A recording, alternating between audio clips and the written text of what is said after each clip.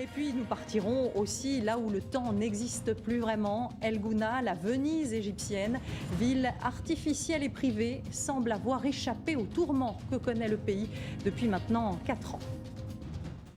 El Gouna est une bande de terre gagnée sur la mer Rouge, une Venise égyptienne devenue l'espoir du pays.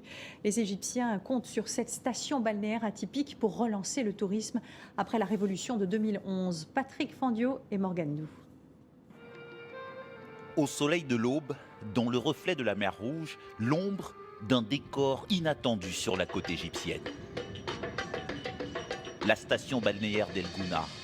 Une bande de terre dans la mer, une ville artificielle traversée par 10 km de canaux et de pontons, d'où son surnom ici, la petite Venise d'Égypte. C'est un petit point à part de l'Égypte, avec un esprit un petit peu égyptien adapté au goût de tout le monde. El Gouna, ville autonome construite sur un terrain privé, un lieu idéal choisi par Ahmed après la révolution de 2011 pour y installer sa principale activité touristique.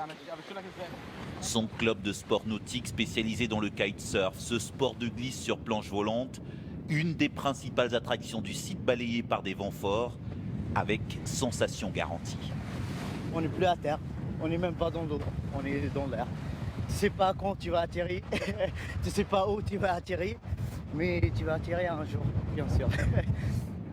Le kitesurf ou encore la plongée dans la mer Rouge, deux produits d'appel pour faire revenir les touristes en Égypte, notamment ici à El Gouna, moins touchés par la fuite des étrangers. El Gouna est beaucoup moins souffert que d'autres endroits en Égypte, car on est trop loin de tous les problèmes politiques égyptiens, les manifestations et compagnie. Très loin de l'Égypte moyenne, une station de luxe avec sa marina pour clients fortunés.